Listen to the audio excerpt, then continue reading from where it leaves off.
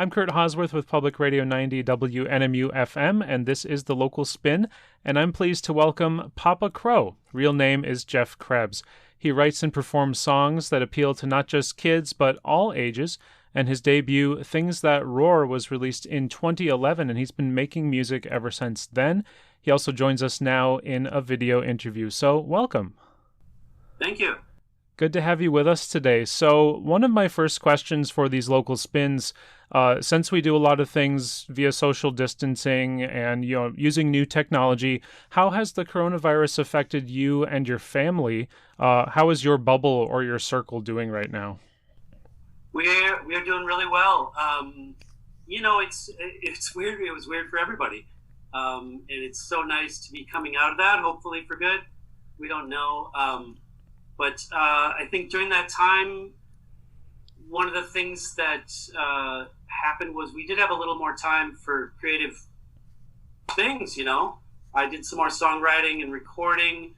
I was able to do, one of the things was to do a video, which this Bird Singing in My Heart video. I did that with my kids. We all put it together with stop motion animation.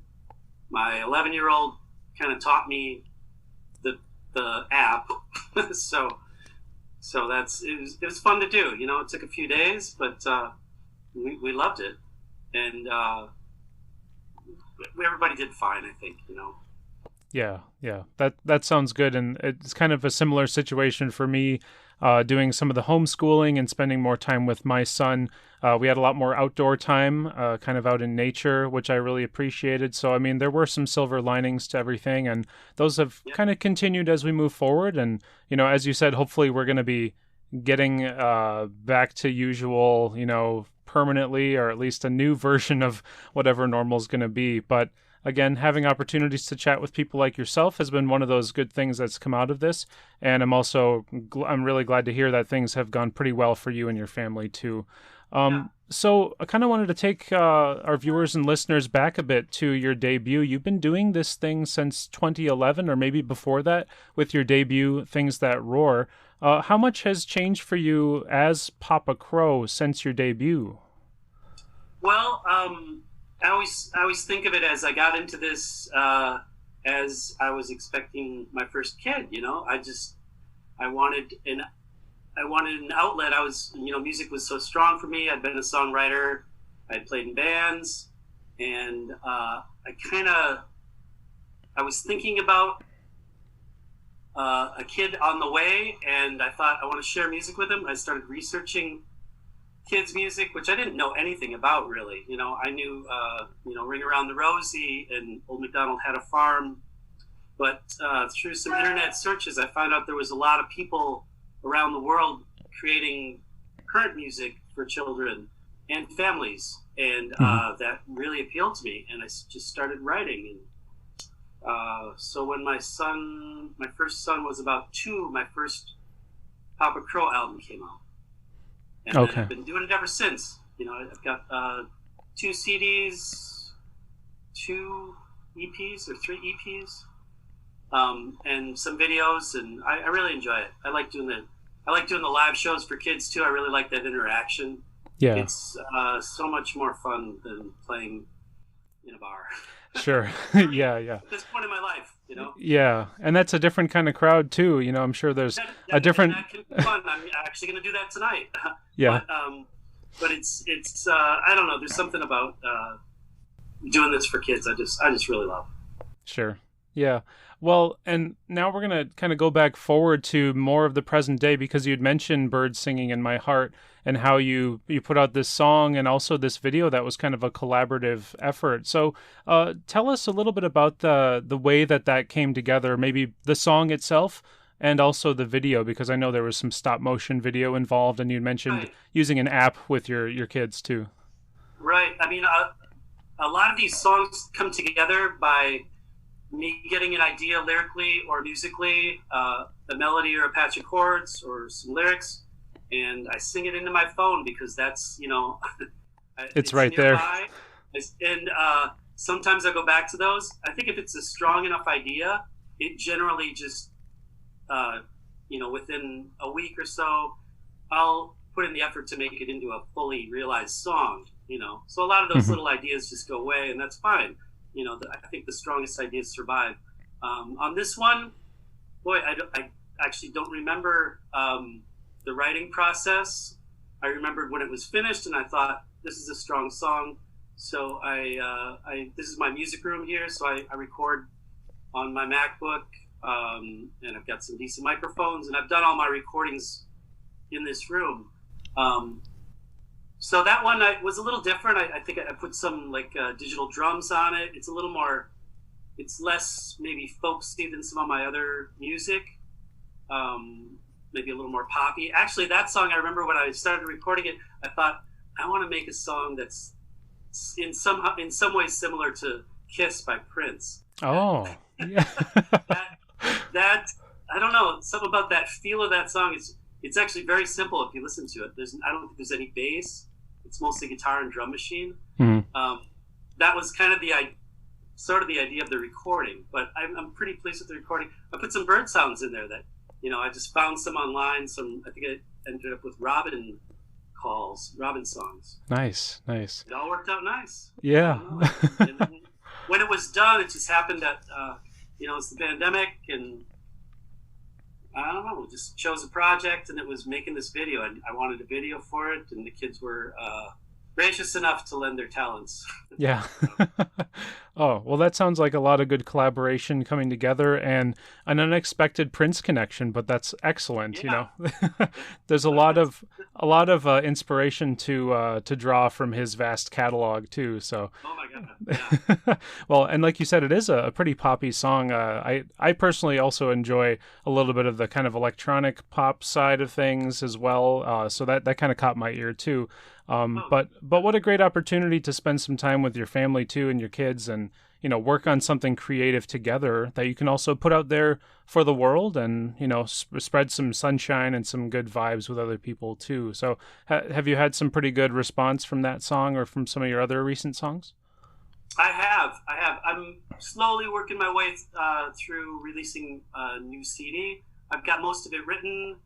I just got a new laptop. This one I'm using right now, it's probably the last day of it. A new one came in. I was just hoping it would work one more day so I could do this. Yeah, do your job one more time. Yeah. So I'll be recording. I've got 2 or 3 songs finished, recordings, and the rest of them I just need to finish on my DAW, my DAW. Mm-hmm. Digital Audio Workshop. Yeah, I'm curious, which one do you use? Logic or Ableton? Okay, gotcha. Currently. Yeah, that's been something that's been a bit of a discussion for a lot of home musicians or people who do some recording at home, is kind of how do they do that, and what kind of equipment do they use? So, yeah, it's good to know you've got a setup at home to do a lot of that.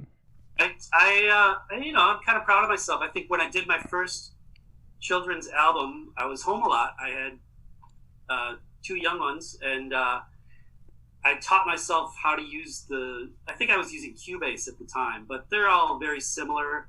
Mm-hmm. And I just taught myself how to record and did most of the music myself, but I also got some heavyweight Marquette area musicians and some family members to join me on various recordings. Nice. So, yeah. Always. I can't do it all myself. Yeah, it's always good to ask for some help, or if you've got somebody that why not include them in a project like that? Excellent. Exactly. Yeah, well, speaking of your music, I know you also have an instrument with you. I wonder if this is a good time to see if you'd like to perform a song for us today. Yeah, I had it. Let's see. I would like to do a song. If I can find it here, I just want to make sure I have my cheat sheet. I haven't done a lot of live shows lately. Oh, yeah. And this one's very simple, but this is, I do most of my live shows for children with a ukulele or guitar. And I like to structure some of my songs so that they're call and response.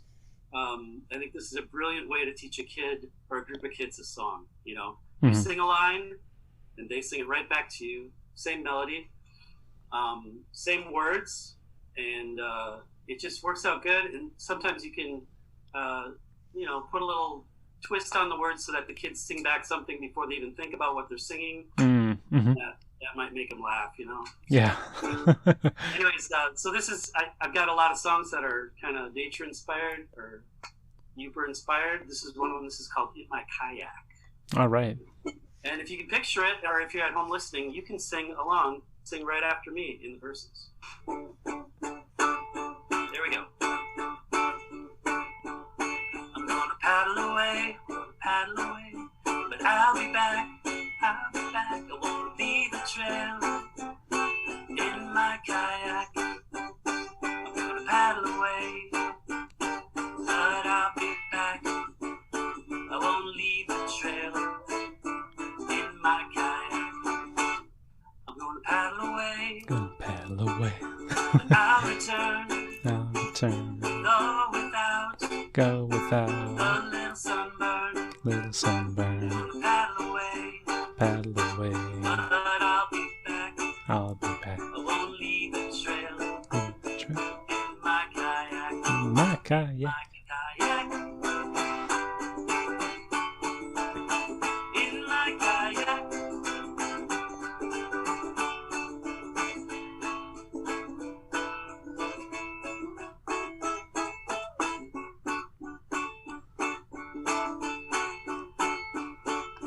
Paddle away out on the blue. Revel in my solitude. I'm gonna paddle away, but I'll be back. I won't leave a trail in my kayak. In my kayak. In my kayak.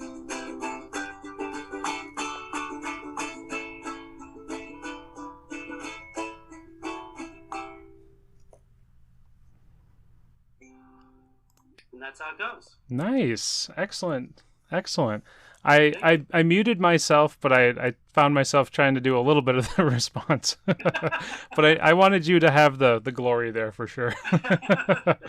Oh. I wasn't sure if it would work on Zoom. Yeah.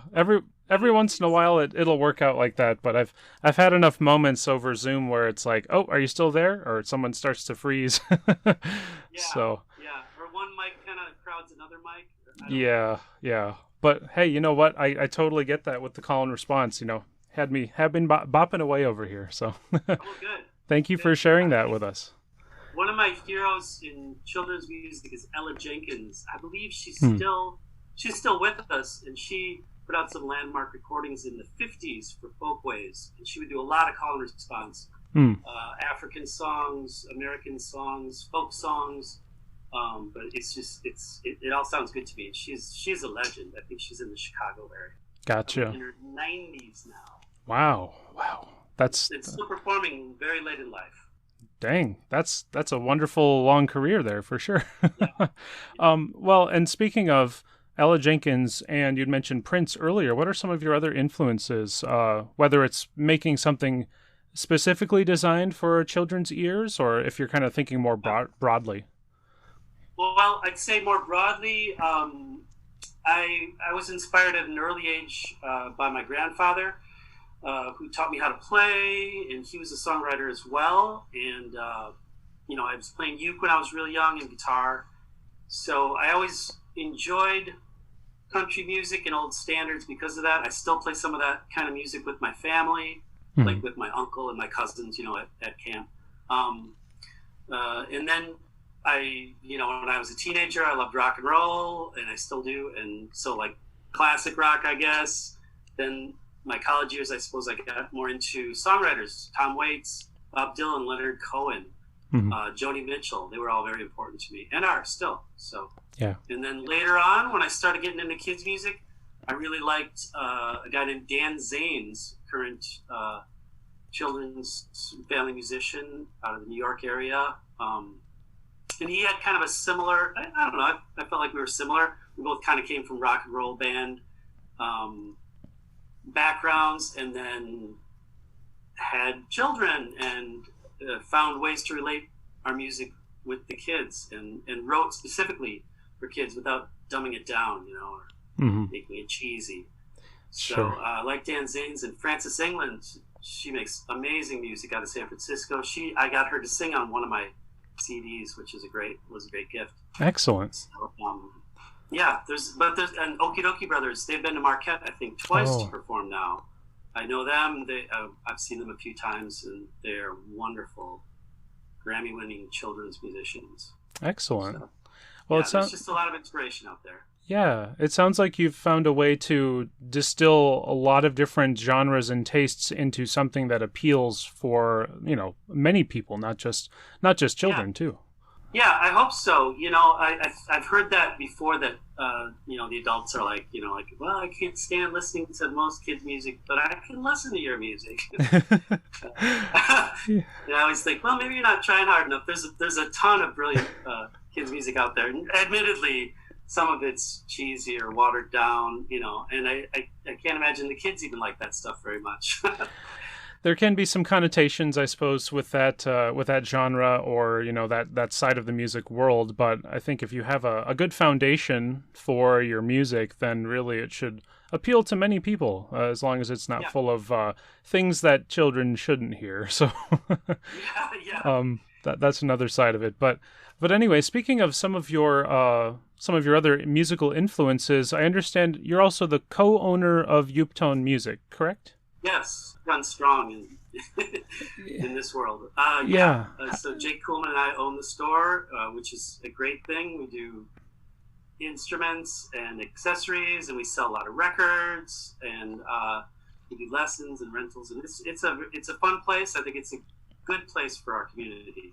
Yeah, and I wanted to ask how life has gone there, especially since the coronavirus as well, and how business may have changed since 2020. Are things a lot different there now? Things are different. We had to shut down like everybody for a while. We had some difficult times, but we did the classic. We did the shift. We started selling more things online. We had to do a lot less lessons. We couldn't do in-person lessons for forever. We still don't have quite the lesson, the amount of kids and adults in for lessons as we used to. Mm-hmm. We had to shift, and we kind of made some lesson rooms into record rooms, or we got a piano room that we didn't have before. So Gotcha. We did the shift. It's fine. We're doing well. We learned a lot and had to adapt a lot. Sure. Yeah, like a lot of people and a lot of businesses along the way, but it sounds like there's different avenues for kind of changing the business model a bit as you go, like you said, converting one kind of room into another one, or pivoting more online. I believe you also have is it a Reverb like account page for the store?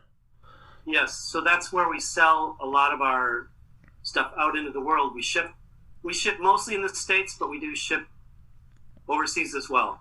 If somebody, if I list something, a pedal or a guitar or a ukulele, and I want it to go somewhere else, somebody in Europe or Russia or China can buy it. Yeah. Hey, that works well. To have that option for people. So we rely mostly on our local community. But it really helps being able to sell some of these items worldwide. And so with that pivot, that also brings me to, for yourself and your own music as well, whether you've had maybe events planned at the store or also, gigs and performances that you've had. Have you had quite a few of those that got canceled or rescheduled as a result of social distancing? And have you been also finding yourself picking up more of those as you go? Like you said, I think you said you're playing, this evening somewhere, right? Yeah. I think most musicians didn't really do a gig for a year, but I did do a few live streams, which was fun, and I'm involved with Hiawatha Music Co-op, so I was did the Hiawatha Virtual too, right? Yeah, we did the virtual show this year, and for the past over a year, we did a weekly concert series, and Lisa Graham and I and John Gillette were producers for that. So we would get locals and people from, again, all over the country, mostly some outside the country, to perform weekly for Hiawatha, and that was just a way to bring music to people, Yeah. It's the only way we could, and it worked out really well. Good. Yeah, that's the Live at the Fold series, right? Live at the Fold, yeah. Yep. Saw a lot of those posted, along the way, so that's a great way to, get people engaged and also keep musicians busy and, keep up their chops. I mean, I'm sure there was probably other priorities like staying alive, but at the same time, if you're a touring musician or an active musician, you still want to keep your chops up when you feel like, oh, there goes all my gigs, so what do I do there? Yeah, it really helped keep Hiawatha afloat as an organization, and it would raise money for the artists as well. So we'd split the money, and donations were very generous. Excellent. A quick reminder, we're speaking with Papa Crow, his name Jeff Krebs, for this edition of The Local Spin, talking about all kinds of things in his life with his music as he's been putting it together for, going on 10 years, and talking about all different avenues of what it's like to be a musician in Marquette, but also to be a musician online and all those kinds of avenues of musicianship in general. And with that, I wanted to ask, did you want to perform another song for us today? I could do another one. How about I do this one? So this is probably my greatest hit. It's the first song on my first kids' music album. It's called All the Things That Roar. And if you listen to the album, you'll hear my older son, Billy, when he was 2. Okay. So this is kind of a call and response, and I always tell kids I usually do this last because it's the loudest song. I mean, for children, they just get, they roar, so they get out of control, loud, right. Which is great. That's what I want. Yep. So I always say, okay, in this song, it's a roaring contest. That's what the song is about. When I say the word roar, you roar right after it. And that gets out of hand really quickly, and it's terribly fun. Good way to burn off some energy at the end of a gig, too. Yeah, that's what I usually get all the kids wound up and then leave. Excellent. Oh, boy. Anyway, so this is All the Things That Roar. Alrighty.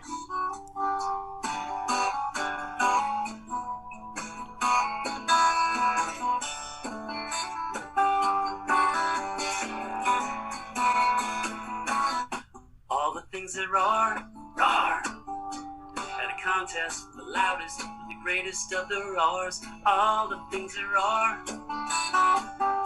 There was a lion and a tiger, a bear and a dinosaur. All the things that roar. There was a dragon, a gorilla, an alligator. All the things that roar. There was a walrus and a monster, an elephant and more, and they went roar, roar, roar, roar, roar.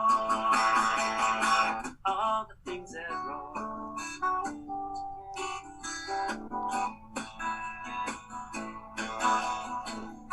So since it's a roaring contest, this is where you hear who won the contest.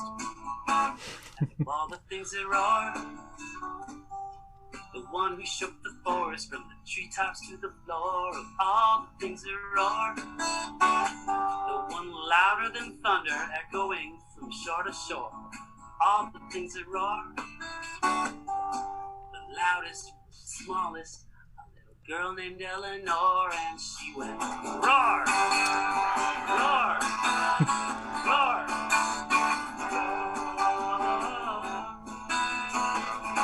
All the things that roar.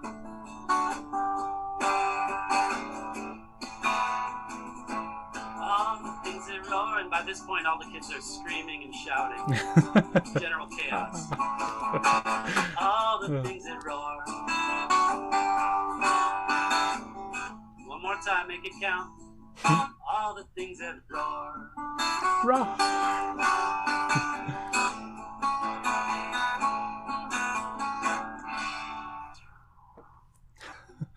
That's how it goes. Roar.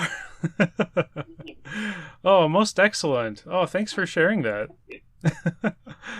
Interesting thing happened 2 days ago. I got a message on my Facebook page saying, "Hey, I made a quilt from your Things That Roar song," or like inspired by it. And a woman from the Ironwood area who no connection, like she did an internet search of things that roar because she wanted that to be something, in her quilt. She found my music and then later discovered I was from the UP. It's a beautiful quilt. I'm going to post it on my Facebook page. It's so cool. That's an amazing connection. Oh my God. Yeah. Yeah.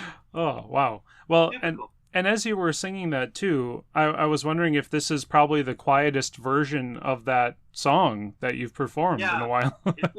Well, so we just heard Things That Roar. Again, kind of the less roar version of it right now without having a big crowd of people roaring along with it. But again, thank you for sharing that song with us today.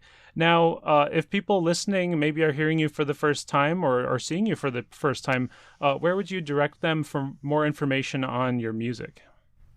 They can go to papacrow.com, papacrow.com.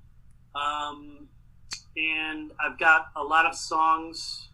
I think all my recordings are on Bandcamp, but you can also find them on Apple Music, Amazon Music. If you're local and you want a CD, I've got CDs at Yooptone Music. For those of you that still play CDs. I do. Yeah, I do. The music's out there. You just search Papa Crow. It's all on YouTube and all those streaming devices or streaming outlets. Excellent. So lots of ways to get connected with Papa Crow and his music here. And then I'm usually playing most summers. Not so much this summer, but starting next summer again, I'll be performing at Upper Peninsula libraries and some summer festivals, and also, if the budget's good enough, I will travel farther. I do some work downstate in Wisconsin as well, and other places. Well, and we hope that all of that can continue for you and continue to expand as well. That all sounds really great, and be able to share some really fun music with people of all ages as well. So our guest again today on The Local Spin has been Papa Crow, also known as Jeff Krebs, or maybe it's vice versa. Jeff Krebs, also known as Papa Crow. How old you are, probably. Yeah. Well, are there any other details you want to share before we wrap up today? No, I just want to thank you for having me on the show. I think it's a great show, and I really love hearing a lot of my friends on the show, and we have so much local music in our area. It's great that you're exposing people to that. Yeah, I'm glad to do it. And again, I feel blessed to be able to just have these conversations with so many talented people that live right here in our neighborhood, right here in our area. So thank you again for speaking with us today on The Local Spin.